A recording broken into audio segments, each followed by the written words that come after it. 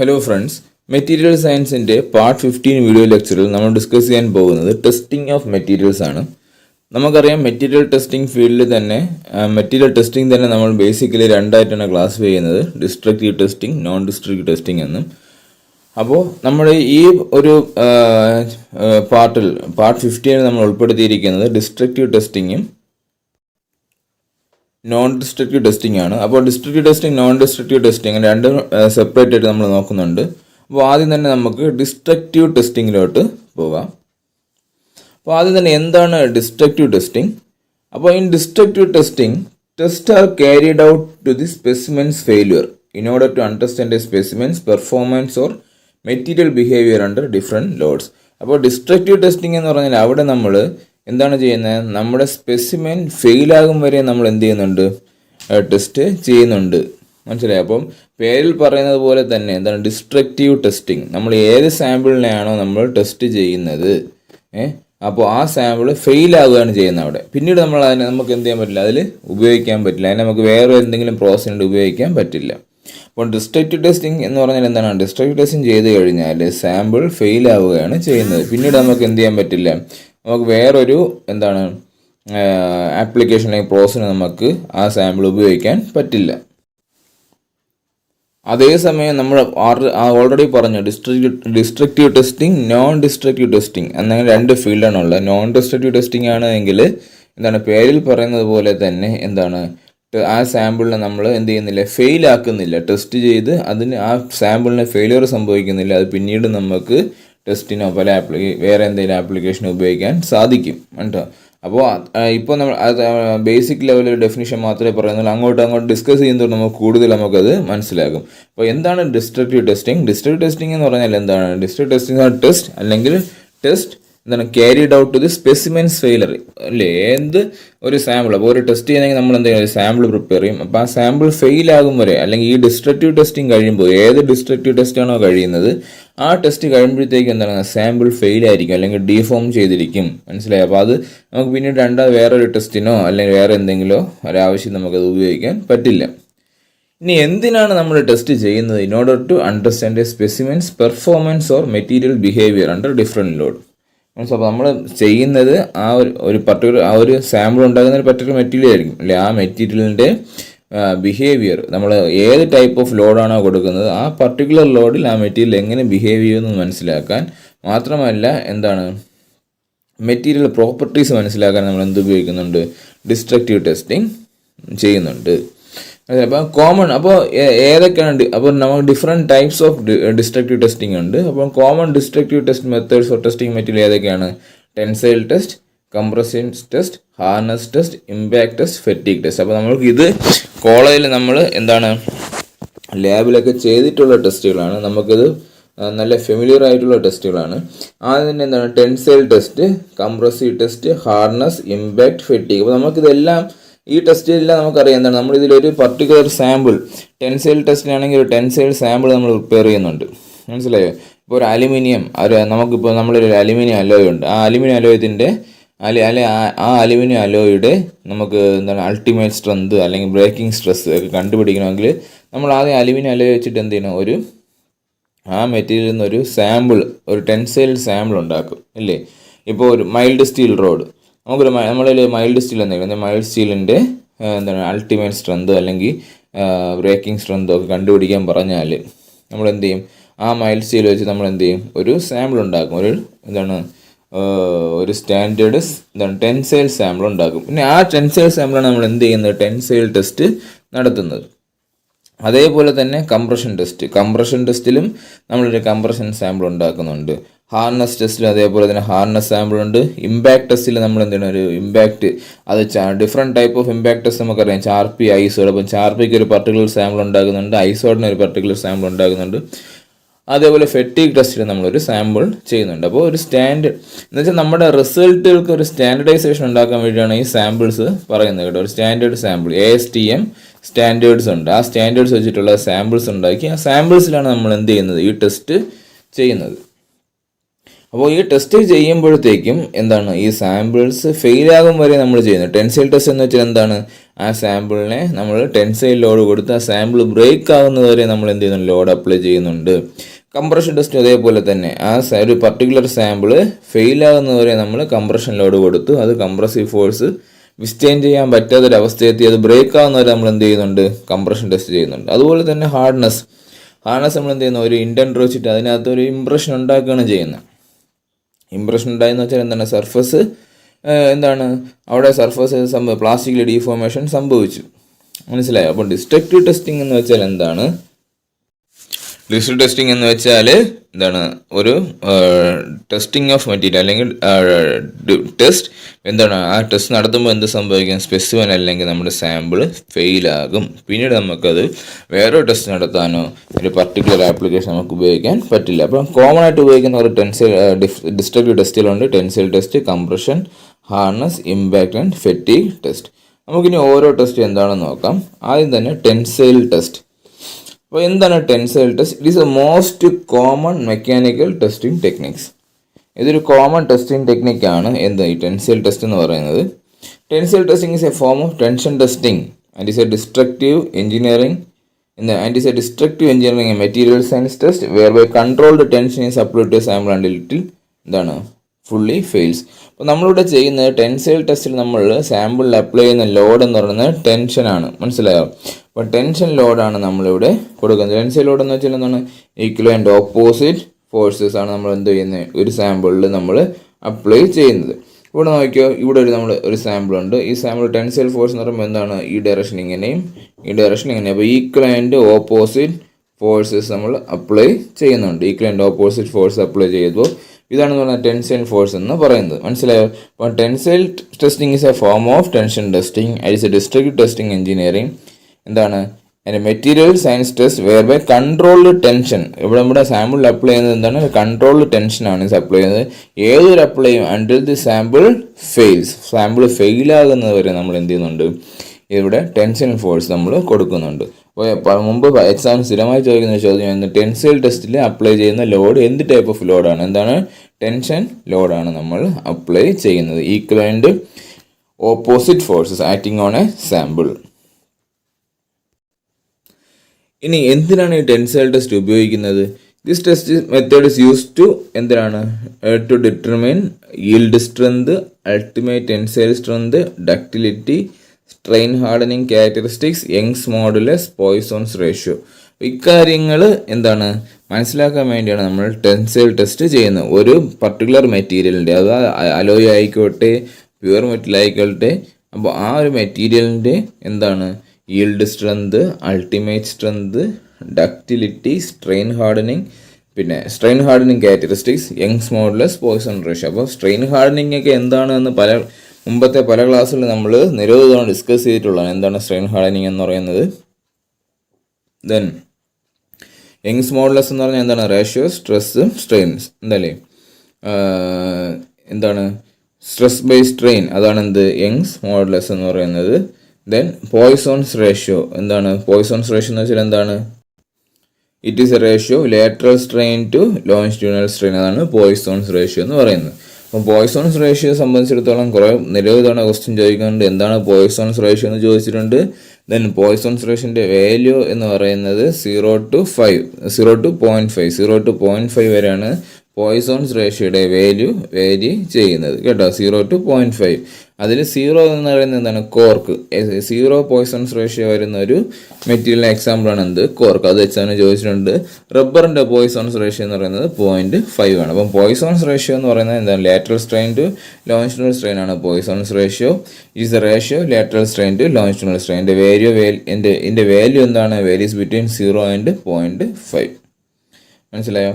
അപ്പോൾ ഒരു പർട്ടിക്കുലർ മെറ്റീരിയലിൻ്റെ yield strength, ultimate tensile strength, ductility, strain hardening, Young's modulus, Poisson ratio, ഇതൊക്കെ നമുക്ക് കണ്ടുപിടിക്കാൻ അല്ലെങ്കിൽ ഡിറ്റർമിൻ ചെയ്യാനാണ് നമ്മൾ സാധാരണയായി ടെൻസൈൽ ടെസ്റ്റ് ഉപയോഗിക്കുന്നത്.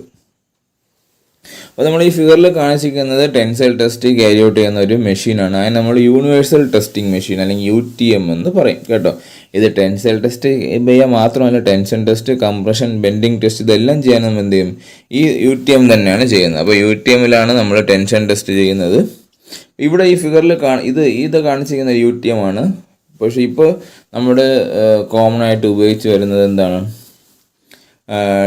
ഡിജിറ്റൽ ടൈപ്പാണ്. മനസ്സിലായോ? Digital type. ഇവിടെ ഒരു ഒരു ഡയലൊക്കെ കാണിക്കുന്നുണ്ട്. അപ്പോൾ ഈ ഒരു നീഡിലാണ് നമ്മളെ ടെൻസൈൽ സ്ട്രെങ്ത്, അൾട്ടിമേറ്റ് സ്ട്രെങ്ത് ഒക്കെ കാണിക്കുന്നത്. പക്ഷേ ഇപ്പോൾ ഇപ്പോഴത്തെ എന്ന് പറഞ്ഞാൽ കുറച്ചുകൂടെ മോഡേണൈസ്ഡ് ആയിട്ടുള്ള UTMs ആണ് അവൈലബിൾ ആയിട്ടുള്ളത്. അപ്പോൾ അതിൽ ഈ ഡയലൊന്നും ഉണ്ടാകത്തില്ല. നമുക്കെല്ലാം ഡിജിറ്റൽ റീഡിങ് കിട്ടും, ഗ്രാഫൊക്കെ നമുക്ക് പ്ലോട്ട് ചെയ്ത് കിട്ടും കേട്ടോ. ഇതിൽ നമുക്ക് ഒരു yield strength, ultimate strength, then breaking stress, ഇതൊക്കെ മാത്രമേ നമുക്ക് ഇതിൽ നിന്ന് കിട്ടത്തുള്ളൂ. പിന്നെ അത് വെച്ച് നമ്മൾ ഗ്രാഫ് പ്ലോട്ട് ചെയ്യുകയാണ് ചെയ്യുന്നത്. പക്ഷേ ഇപ്പോഴത്തെ ഡിജിറ്റൽ UTMലൊക്കെ ആണെങ്കിൽ നമുക്ക് എന്ത് കിട്ടും? ഡയറക്റ്റ് ഗ്രാഫൊക്കെ നമുക്ക് പ്ലോട്ട് ചെയ്ത് കിട്ടും കേട്ടോ. അപ്പോൾ ഇതാണ് മൂവബിൾ കേട്ടോ. ഇതാണ് മൂവബിൾ എന്ന് പറയുന്നത്, ഫിക്സർ എന്ന് പറയുന്നത്. ഇതിനിടയിലാണ് നമ്മൾ സാമ്പിൾ ഫിക്സ് ചെയ്യുന്നത്. ഇത് സാമ്പിൾ ഫിക്സ് ചെയ്തിട്ട് ഇതെന്ത് ചെയ്യും? മേളിലോട്ട്. ടെൻഷൻ ടെസ്റ്റ് ആണെങ്കിൽ ഈ ഒരു പാർട്ട് മേളിലോട്ട് മൂവ് ചെയ്യും. കംപ്രഷൻ ടെസ്റ്റ് ആണെങ്കിൽ ഇതൊരു പാർട്ട് താഴോട്ട്, കംപ്രഷൻ ബെൻഡിങ് ആണെങ്കിൽ ഈ ഒരു പാർട്ട് താഴോട്ട് മൂവ് ചെയ്യും. അപ്പോൾ അടുത്ത് നമ്മൾ കാണുന്നത് നമ്മൾ ലെഫ്റ്റ് സൈഡിൽ കാണുന്നതാണ് സാമ്പിൾസ്, ടെൻസൈൽ സാമ്പിൾസ് എന്ന് പറയുന്നത്. അപ്പോൾ ഒരു സാമ്പിൾ എന്ന് പറയുന്നത് നമുക്കറിയാം ഫെയിലിയർ ഒന്നും സംഭവിക്കാത്തൊരു സാമ്പിളുണ്ട്. ആ സാമ്പിൾ ടെൻസൈൽ ടെസ്റ്റിന് മുമ്പത്താണ്. ദെൻ ഫെയിലിയർ സംഭവിച്ചവരാണ് ടെൻഷൻ ടെസ്റ്റിന് ശേഷം കാണുന്ന ഒരു ഫിഗർ ഉണ്ട് കണ്ടോ.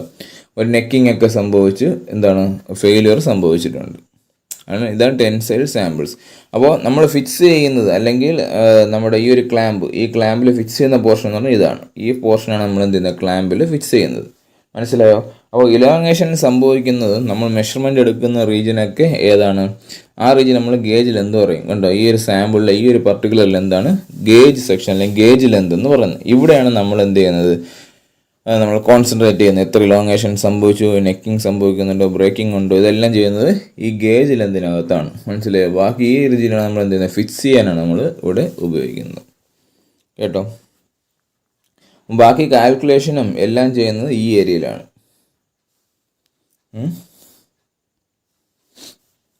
അപ്പോൾ നമ്മൾ ഇവിടെ ഒരു സ്ട്രെസ് സ്ട്രെയിൻ കർവ് നമ്മൾ പ്ലോട്ട് ചെയ്ത് കാണിച്ചിട്ടുണ്ട്. Stress strain curve. അപ്പോൾ ഇലാസ്റ്റിക് ലിമിറ്റ് എന്ന് വെച്ചാൽ എന്താണ്? ഇലാസ്റ്റിക് ലിമിറ്റ് എന്ന് പറഞ്ഞാൽ ഒരു മെറ്റീരിയൽ ഡീഫോം ചെയ്ത് ഇലാസ്റ്റിക് ലിമിറ്റിന് മുന്നേ നമ്മൾ ലോഡ് റിമൂവ് ചെയ്യുകയാണെങ്കിൽ അത് എന്ത് ചെയ്യുന്നുണ്ട്? അതിന് ഇനിഷ്യൽ ഷേപ്പ് അറ്റൈൻ ചെയ്യുന്നുണ്ട്. അതിന് ഏത് ഷേപ്പിനുണ്ടായിരുന്നു അത് ഇനിഷ്യൽ ഷേപ്പ് അറ്റൈൻ ചെയ്യുന്നു. മനസ്സിലായോ? അതാണ് ഇലാസ്റ്റിക് ലിമിറ്റ്. പ്രൊപ്പോർഷണാലിറ്റി ലിമിറ്റ് എന്ന് പറഞ്ഞാൽ stress direct proportion to strain വരെയുള്ള പോയിന്റാണ് നമ്മൾ പ്രൊപ്പോർഷണാലിറ്റി ലിമിറ്റ് എന്ന് പറയുന്നത്. മനസ്സിലായോ? പിന്നെ അൾട്ടിമേറ്റ് സ്ട്രെങ്ത് എന്ന് പറഞ്ഞാൽ ആ ഒരു മെറ്റീരിയലിനെ വിസ്റ്റാൻഡ് ചെയ്യാൻ പറ്റുന്ന മാക്സിമം സ്ട്രെങ്ത്. നമുക്ക് ഫിഗർ നോക്കിക്കഴിഞ്ഞാൽ അറിയാം ഇതാണ് അൾട്ടിമേറ്റ് സ്ട്രെങ്ത്. അപ്പോൾ ഒരു അൾട്ടിമേറ്റ് സ്ട്രെങ്ത് ഇതാണ്. ഈ ഒരു പർട്ടിക്കുലർ അൾട്ടിമേറ്റ് സ്ട്രെങ്ത് കഴിഞ്ഞാൽ നമുക്ക് പിന്നെ അറിയാം ആ മെറ്റീരിയലിൻ്റെ സ്ട്രെങ്ത് കുറഞ്ഞ് ഫൈനലി ബ്രേക്കിംഗ് സംഭവിക്കുന്നതായിട്ട് അല്ലെങ്കിൽ ഫ്രാക്ചർ സംഭവിക്കുന്നതായിട്ട് നമുക്ക് കാണാൻ സാധിക്കുന്നുണ്ട്. അപ്പോൾ നമ്മൾ ഈ ഗ്രാഫ് നോക്കുകയാണെങ്കിൽ നമുക്കൊരു 2-3 പോയിന്റ് മാർക്ക് ചെയ്യാം. ഇവിടെ ഇത് എ എന്ന് മാർക്ക് ചെയ്യാം.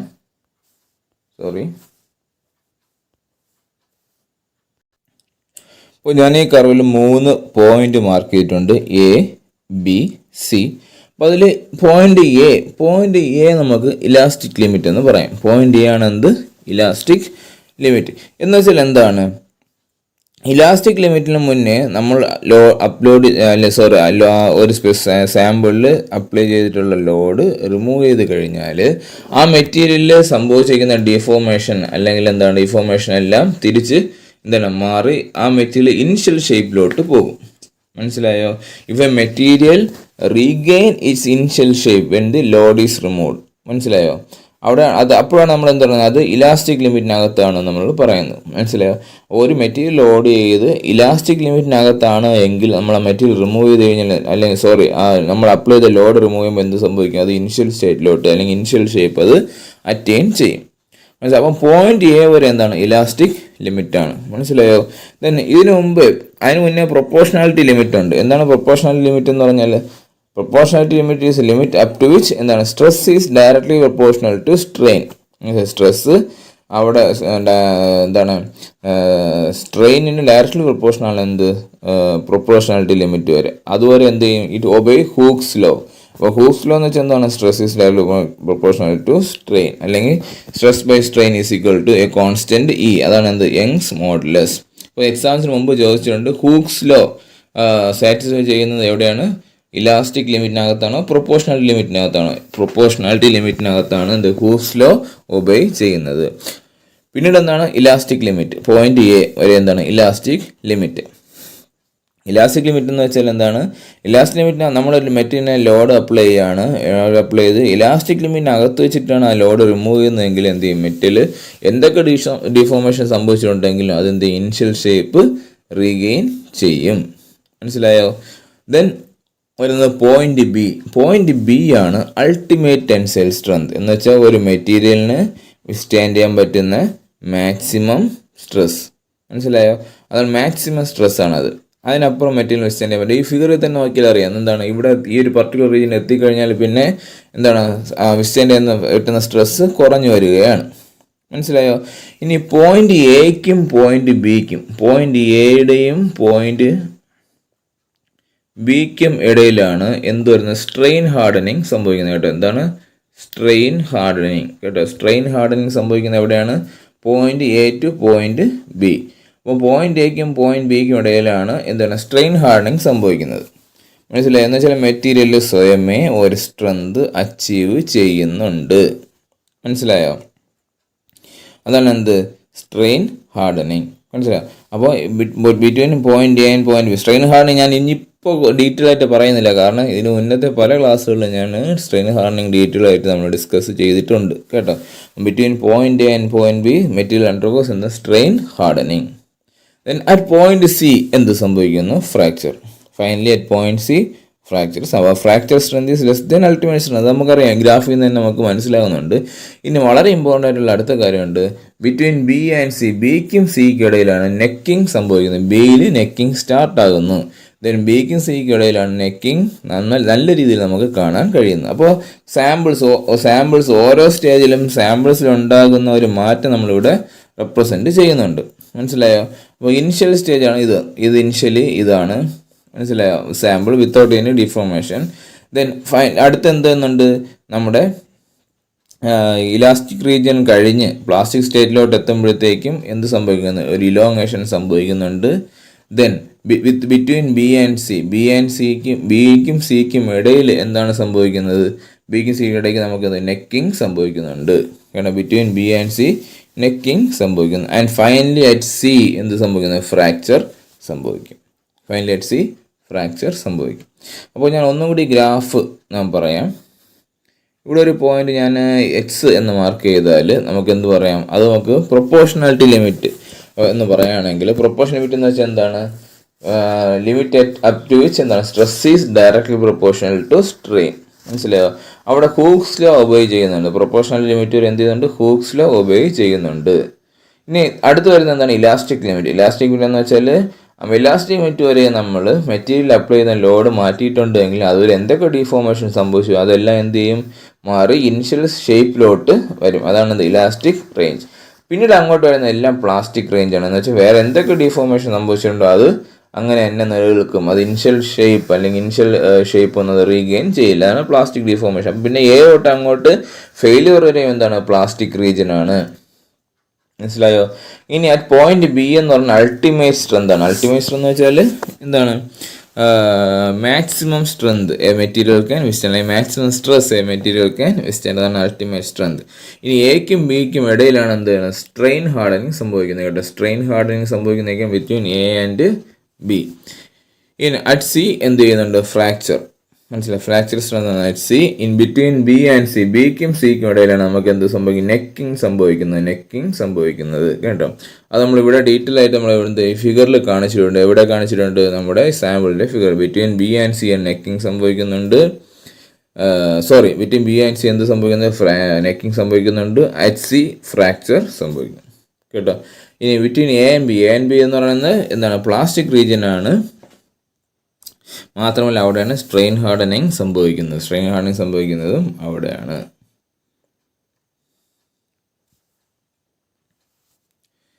ഇനി stress strain curve four ductile and brittle material. അപ്പോൾ നമ്മൾ ഇവിടെ നോക്കുമ്പോൾ നമുക്കറിയാം ഇവിടെ 2 ബ്രിട്ടിൽ മെറ്റീരിയൽ നമ്മൾ കൺസിഡർ ചെയ്തിട്ടുണ്ട്, കാസ്റ്റ് അയണും കോൺക്രീറ്റും. പിന്നെ ഒരു ഡക്റ്റൈൽ മെറ്റീരിയൽ നമ്മൾ മൈൽഡ് സ്റ്റീൽ എടുത്തിട്ടുണ്ട് കേട്ടോ.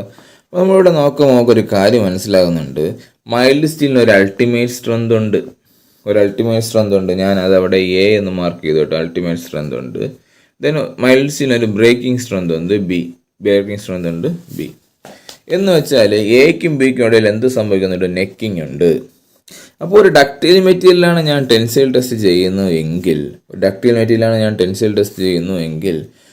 അൾട്ടിമേറ്റ് സ്ട്രെങ്ത് കഴിഞ്ഞാൽ അതിൽ നെക്കിങ് കണ്ടു തുടങ്ങും. എന്താണ് നെക്കിങ് കണ്ടു തുടങ്ങും എന്ന് വെച്ചാൽ ക്രോസ് സെക്ഷൻ ഏരിയ ചെറുതായി കുറഞ്ഞു വരുന്നതായിട്ട് നമുക്ക് കാണാം.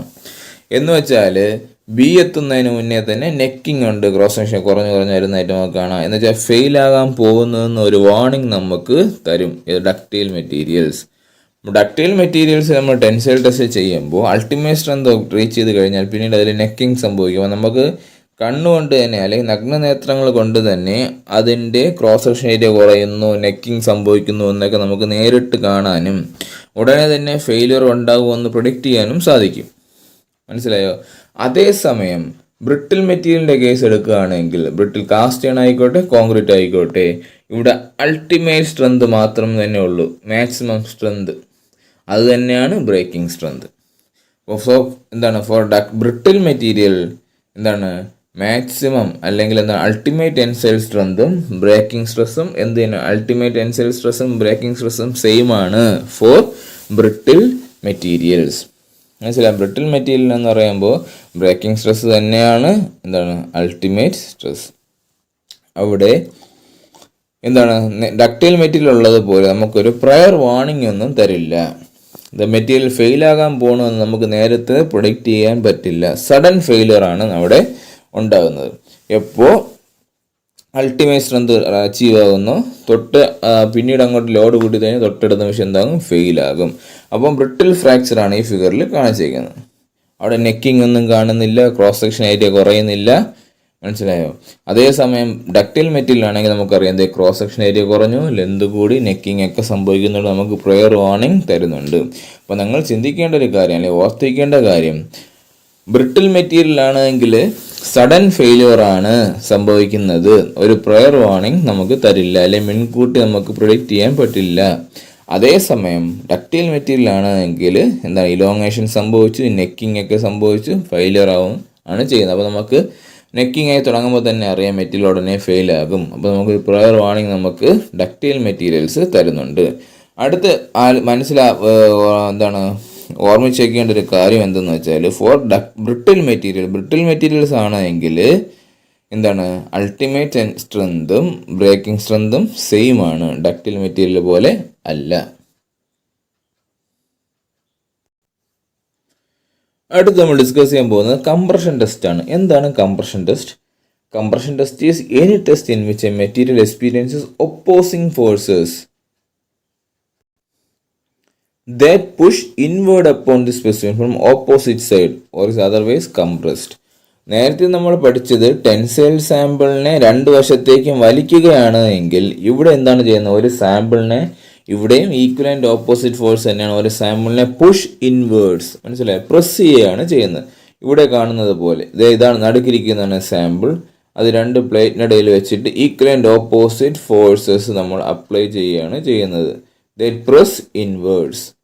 അപ്പോൾ ഇതാണ് sample before compression and sample after compression. അപ്പോൾ ആഫ്റ്റർ കംപ്രഷൻ എന്താണ് സംഭവിക്കുന്നത്? സാമ്പിളിൻ്റെ ഹൈറ്റ് കുറഞ്ഞിട്ടുണ്ട്, സാമ്പിളിൻ്റെ ഹൈറ്റ് കുറഞ്ഞു, ക്രോസ് സെക്ഷനിൽ ഏരിയ കൂടി.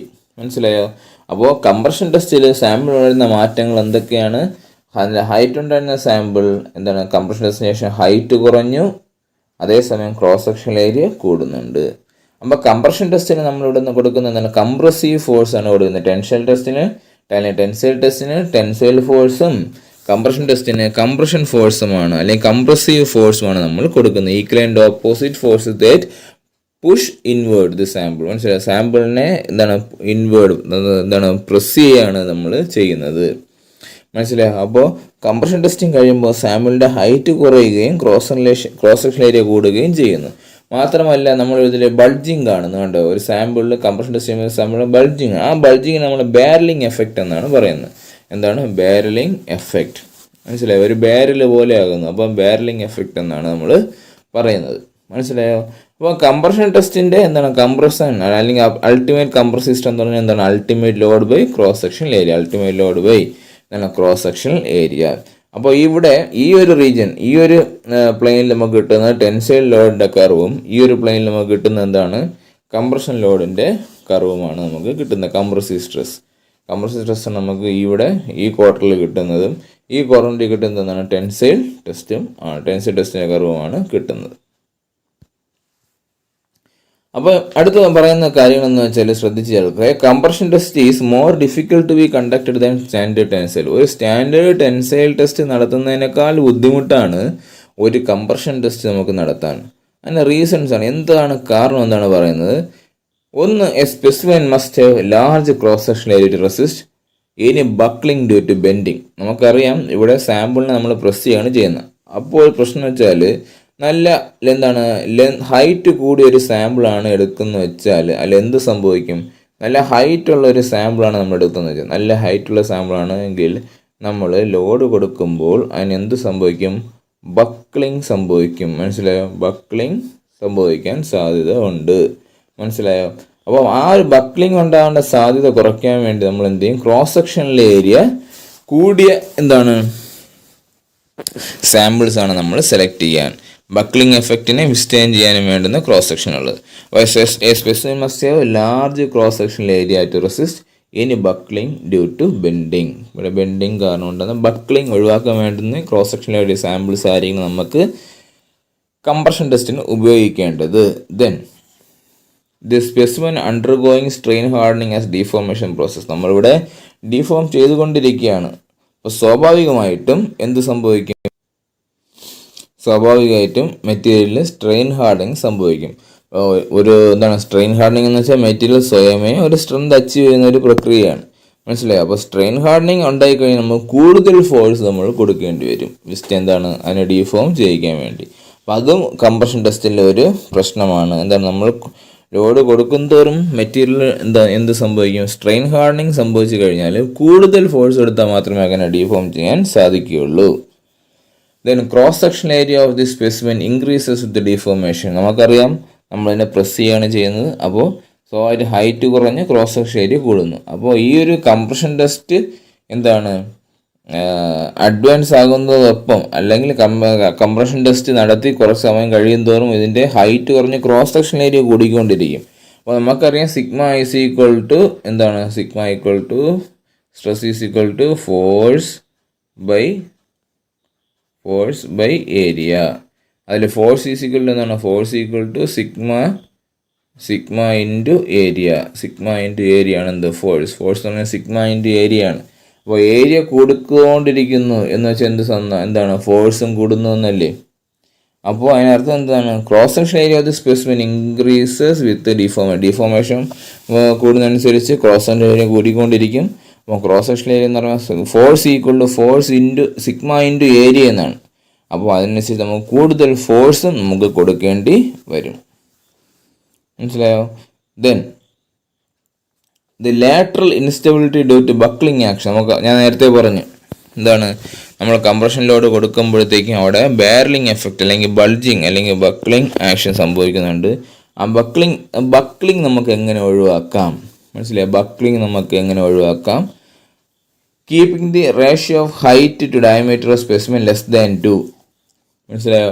ഹൈറ്റ് ടു നമ്മൾ ഉണ്ടാക്കുന്ന സാമ്പിളിൻ്റെ അല്ലെങ്കിൽ കംപ്രഷൻ സാമ്പിളിൻ്റെ ഹൈറ്റ് ടു ഡയമീറ്റർ റേഷ്യോ 2 താഴെ ആയിരിക്കണം.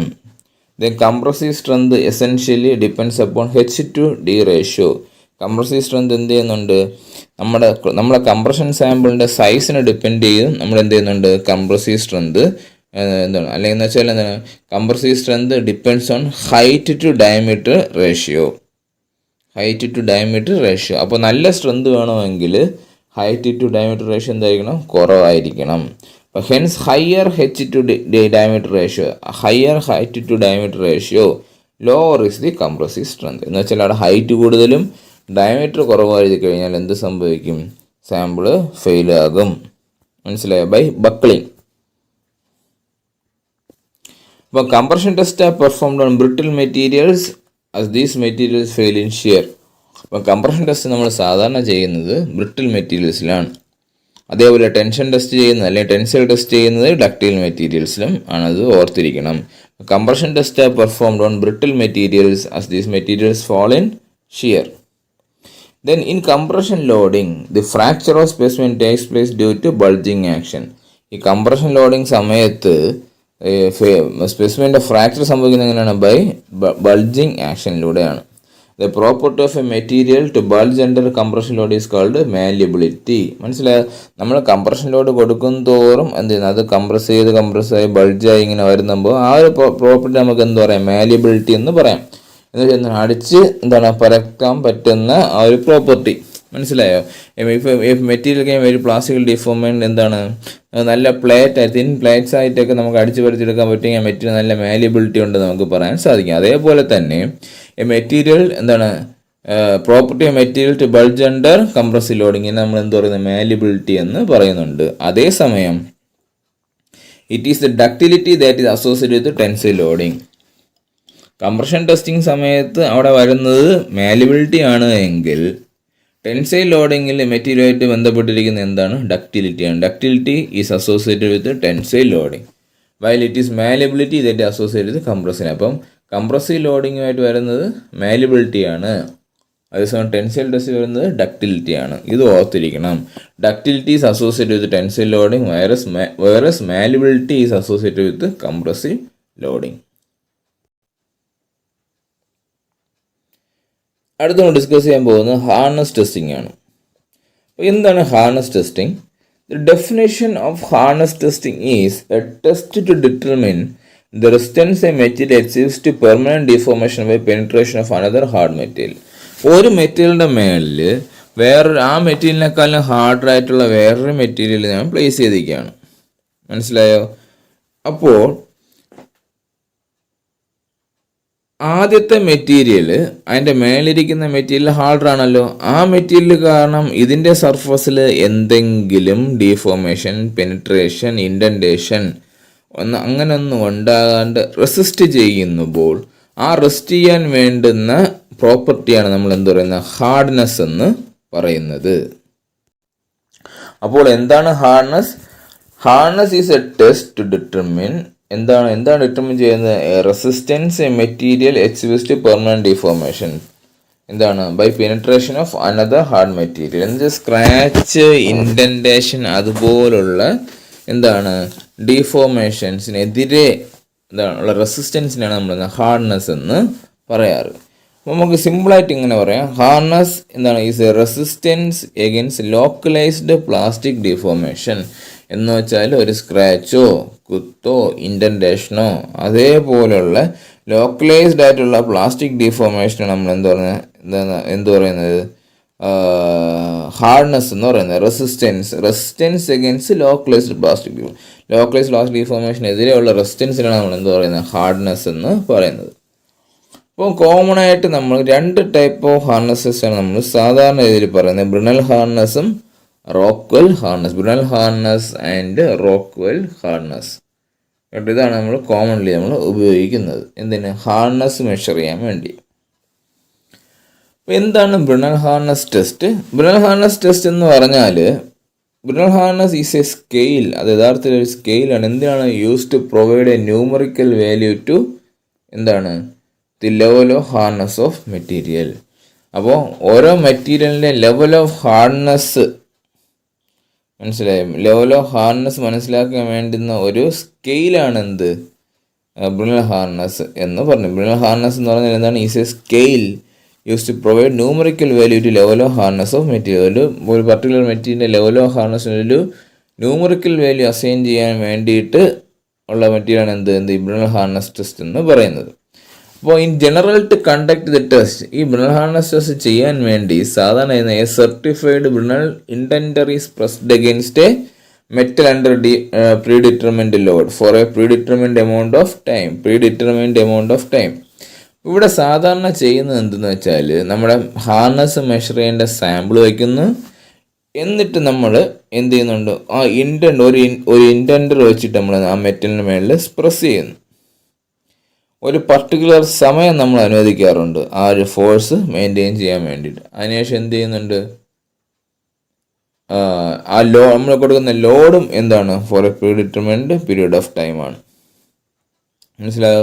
In generality conductors certified Brinell indenter എന്താ, ഒരു ബിണൽ ഇൻറ്റൻഡറിനെ നമ്മൾ എന്ത് ചെയ്യുന്നത്, press against a metal under predetermined load, നേരത്തെ നിശ്ചയിച്ചിട്ടുള്ള ലോഡിൽ ഫോർ എ പർട്ടിക്കുലർ ടൈം നമ്മൾ എന്ത് ചെയ്യുന്നുണ്ട്, ലോഡ് കൊടുക്കുന്നുണ്ട്. ഇനി ബ്രിണൽ ഹാർനസ് ടെസ്റ്റിൽ ഉപയോഗിക്കുന്ന ഡയമീറ്ററിൻ്റെ ബോളിൻ്റെ ഡയമീറ്റർ സ്ഥിരം ചോദിക്കുന്നുണ്ട്. എന്താണ് ടിപ്പിക്കൽ ഇൻറ്റൻഡറീസ് ഇതാണ് 100 mm. 100 mm ബോളാണ്, സ്റ്റീൽ ബോളാണ് നമ്മൾ ഉപയോഗിക്കുന്നത്. 100 mm സ്റ്റീൽ ബോൾ. ഫോഴ്സ് എന്ന് പറഞ്ഞാൽ നമ്മൾ അപ്ലൈ ചെയ്യുന്ന ഫോഴ്സ് എന്ന് പറഞ്ഞാൽ 3000 kg ഫോഴ്സാണ് ഫോർ സ്റ്റീൽസ്. അതിൻ്റെ അതർ സ്റ്റീൽസും അതുപോലെ സ്റ്റീലുമായിട്ട് സിമിലാരിറ്റി ഉള്ള മെറ്റൽസ് എല്ലാം നമ്മൾ എന്താണ് കൊടുക്കുന്നത്, 3000 kg ഫോഴ്സാണ് കൊടുക്കുന്നത്. അപ്പോൾ ബ്രിണൽ ഹാർനസ് ടെസ്റ്റിൽ എന്താണ് ചെയ്യുന്നത്, ഒരു 10 mm ball, mild hard and സ്റ്റീലിൻ്റെ 10 mm ബോളാണ് ഇൻഡൻറ്റേഷൻ ഉപയോഗിക്കുന്നത്. പിന്നെ എന്താണ് ലോഡ് 3000 kg ഫോഴ്സാണ് നമ്മൾ കൊടുക്കുന്നത്. അപ്പോൾ ഇവിടെ ഒരു ടേബിൾ കാണുന്നുണ്ട്, load, material, range of Brinell ഹാർനസിൻ്റെ റേഞ്ചും മെറ്റീരിയലും ലോഡും. അപ്പോൾ നമുക്ക് നോക്കാം, ലോഡ് 500 kg വരെ മെറ്റീരിയൽ, സോഫ്റ്റ് മെറ്റീരിയലാണ്. ബ്രിണൽ ഹാർനസ് റേഞ്ച് എന്ന് പറഞ്ഞാൽ 16 മുതൽ 100 ആണ്. ദെൻ ലോഡ് 1500 ലോഡാണ് നമ്മൾ കൊടുക്കുമ്പോൾ അവിടെ എന്താണ് ഇടയ്ക്കുള്ള ഇൻ്റർമീഡിയറ്റ് ഹാർനസ് ആണ് വരുന്നത്. ബ്രിണൽ ഹാർനസ് റേഞ്ച് എന്ന് പറഞ്ഞാൽ 48 to 3000. അതേസമയം 3000 kg ഫോഴ്സാണ് നമ്മൾ കൊടുക്കുന്നത് എങ്കിൽ ഹാർഡ് മെറ്റീരിയൽസ് ആണ്. ബ്രിണൽ ഹാർനസ് റേഞ്ച് എന്ന് പറഞ്ഞാൽ 96 to 600 ആണ് ബ്രിണൽ ഹാർനസ്. അപ്പോൾ ബ്രിണൽ ഹാർനസിൻ്റെ റേഞ്ച് അല്ലെങ്കിൽ ബ്രിണൽ ഹാർനസ് കൂടുന്തോറും മെറ്റലിന് ഹാർനസും കൂടുതലെന്നാണ് ഇതിൽ നിന്ന് നമുക്ക് മനസ്സിലാകുന്നത്.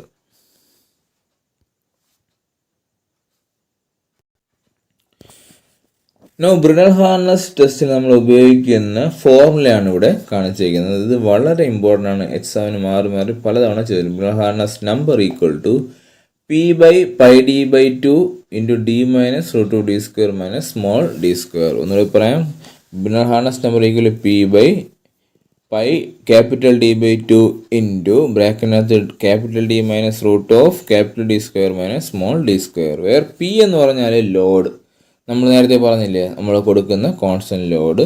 ദെൻ D എന്ന് പറഞ്ഞാൽ ഡയമീറ്റർ ഓഫ് ബോൾ, നമ്മൾ ഉപയോഗിക്കുന്ന ഇൻഡൻറ്റർ, ബോൾ ഇൻഡൻറ്ററിൻ്റെ ഡയമീറ്റർ. സ്മോൾ ഡി എന്ന് പറഞ്ഞാൽ ആവറേജ് ഇംപ്രഷൻ ഡയമീറ്റർ, ആ ബോള് ടെസ്റ്റിംഗ് സമയത്ത് സാമ്പിൾ ഉണ്ടാക്കിയ ഇൻഡൻറ്റേഷൻ്റെ ആവറേജ് ഡയമീറ്റർ ആണ് നമ്മൾ കൊടുക്കുന്നത്.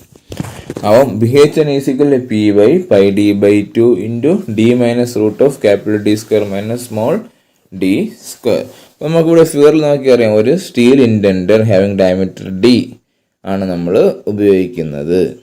ആദ്യം എന്താണ് ചെയ്യുന്നത്, ആ സ്പെസിഫൈൻ സർഫസിൽ ജസ്റ്റ് ഈ ബോർഡ് ഒന്ന് വെക്കും, എന്നിട്ട് നമ്മൾ ലോഡ് അപ്ലൈ ചെയ്യുമ്പോൾ അവിടെ ഒരു ഇംപ്രഷൻ ഉണ്ടാക്കും, എന്നിട്ട് ലോഡ് റിമൂവ് ചെയ്യും.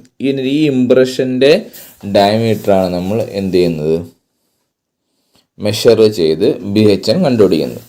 എന്നിട്ട് ഇതിൽ അപ്ലൈ ചെയ്യും, ഈ ഫോർമുലയിൽ നമ്മൾ അപ്ലൈ ചെയ്യും. നമുക്ക് ഏത് ഫോഴ്സാണ് നമ്മൾ കൊടുത്തിരിക്കുന്നതെന്നറിയാം. ദെൻ ക്യാപിറ്റൽ D ബോളിൻ്റെ ഡയമീറ്റർ അറിയാം. സ്മോൾ d എന്ന് പറയുന്നത് ഇൻഡൻറ്റേഷനിൽ നിന്ന് നമ്മൾ എന്ത് ചെയ്യുന്നത്, അളന്നെടുക്കുന്നതാണ്. അപ്പോൾ ഇൻഡൻറ്ററീസ് ആദ്യം എന്ത് ചെയ്യുന്നത്, moved after it is applied on to the metal with a force. ആദ്യം എന്താണ് ചെയ്യുന്നത്, indenter is moved after it is applied on to the metal with a force and resulting width of the indentation is measured using a microscope. ഈ ഒരു ഇൻഡൻറ്റേഷൻ്റെ width നമ്മൾ മൈക്രോസ്കോപ്പിലൂടെയാണ് നമ്മൾ എന്ത് ചെയ്യുന്നത്, measure ചെയ്യുന്നത് കേട്ടോ. അപ്പോൾ indenter is removed after it is applied on the metal with a force and the resulting width of the indentation measured using a microscope.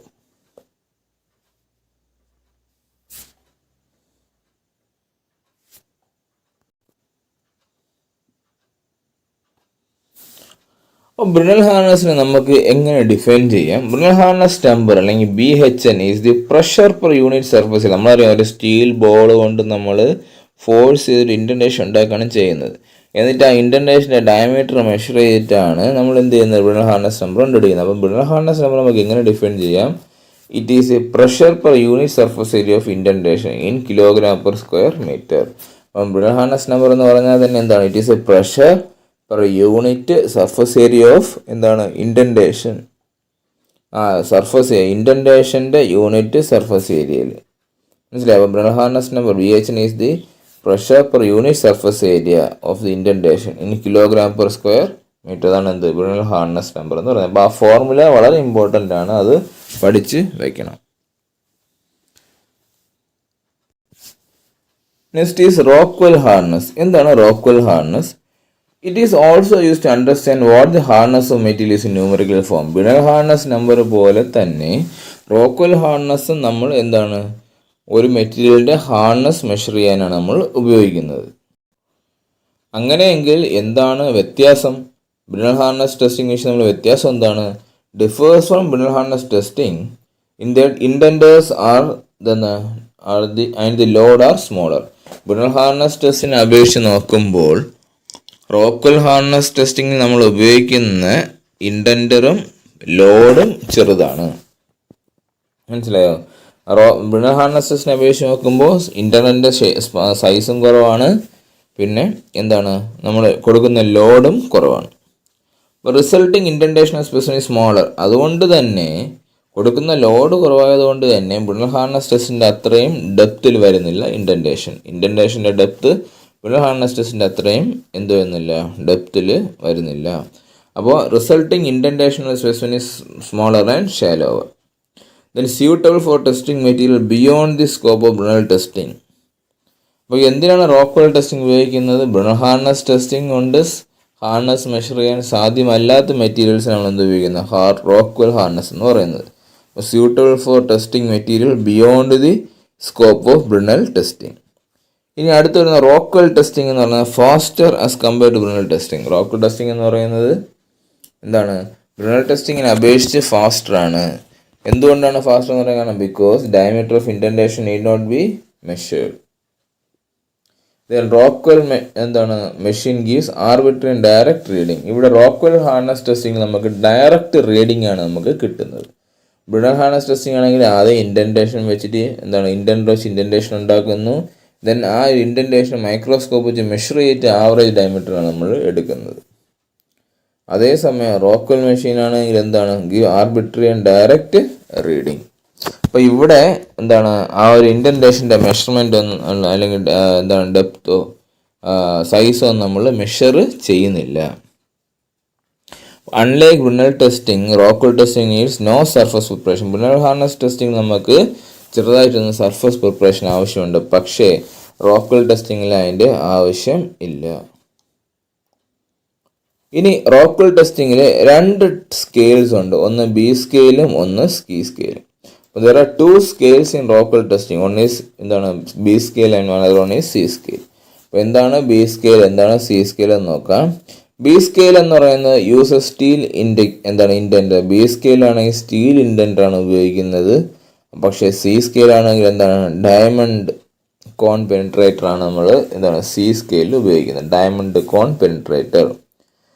ഇനി B scale ആണെങ്കിൽ testing materials of medium hardness, B scale. C scale ആണെങ്കിൽ harder materials, harder than B100. മനസ്സിലായി? അപ്പം B scale ആണെങ്കിൽ four testing materials of medium hardness.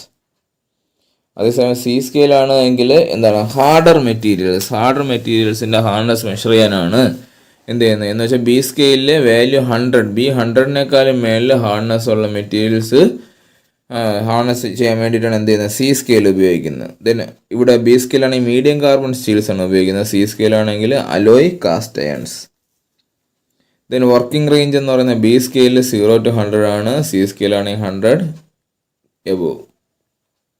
അപ്പോൾ minor load for all cases, ഇതിൽ ഏത് case എടുത്താലും റോക്ക്വെൽ ഹാർനസിൽ ഏത് B scale ആണെങ്കിലും C scale ആണെങ്കിലും അല്ലെങ്കിൽ B scale ആണെങ്കിലും C scale ആണെങ്കിലും മൈനർ ലോഡ് എന്ന് പറഞ്ഞാൽ 10 കിലോഗ്രാം ആണ്. Minor load for all cases 10 kilogram. Whereas major load for scales C and B scale സിക്കും ബിക്കും ഉള്ള മേജർ ലോഡ് എന്ന് പറഞ്ഞാൽ 150 and 100 kilogram including minor load. മനസ്സിലായോ? അപ്പോൾ മൈനർ ലോഡ് എല്ലാ കേസിലും മൈനർ ലോഡ് 10 കിലോഗ്രാം ആണ്. പക്ഷേ എന്താണ് മേജർ ലോഡ് എന്ന് പറയുന്നത് എന്താണ് സി സ്കെയിലിനും ബി സ്കെയിലും 150 and 100 റെസ്പെക്റ്റീവ്ലി ആണ്, including minor load.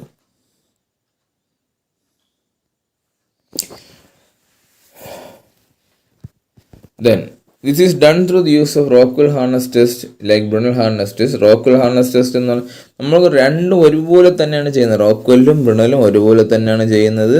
Rockwell harness test are performed with an indenter of specified size applied with a specified force for a predetermined amount of time. അതാണ് Rockwell harness ചെയ്യുന്നത് ബ്രുണൽ പോലെ തന്നെയാണ്. എന്താണ് indenter are performed with an indenter of a specified size applied with a specified force for a predetermined amount of time. അപ്പോൾ ആദ്യം നമ്മൾ സാമ്പിളിലൊരു minor ലോഡാണ് apply ചെയ്യുന്നത്. Minor load apply ചെയ്യുന്നു. ദെൻ പിന്നീട് മൈനർ ലോഡും മേജർ ലോഡും കൂടി കൊടുക്കുന്നു. ദെൻ ഇൻഡൻറ്റേഷൻ അല്ലെങ്കിൽ ഇംപ്രഷൻ ഉണ്ടായതിനു ശേഷം ആ ലോഡ് എന്തെങ്കിലും തിരിച്ചെടുക്കുന്നു കേട്ടോ. അപ്പോൾ this is done to Rockwell harness test. Like Brunel harness test, Rockwell harness test are performed with an indenter to specified size applied with a specified force or a predetermined amount of time. അപ്പോൾ ഇവിടെ കാണുന്നത് എന്താണ് measurement of impression diagonals. ഇവിടെ കാണുന്നത് എന്താണ് sample എയിൽ എന്താണ് ഇൻഡൻറ്റർ വെച്ചിട്ട് ഒരു ഇംപ്രഷൻ ഉണ്ടാക്കി, then sample B, then sample C. അപ്പോൾ ഇവിടെ അതേ ഇംപ്രഷൻസ് ആണ് ഇവിടെ കാണിച്ചിരിക്കുന്നത്. അപ്പോൾ സാമ്പിൾ എ നോക്കിയപ്പോൾ ഇംപ്രഷൻ്റെ സൈസ് കുറവാണ്, D1 D2.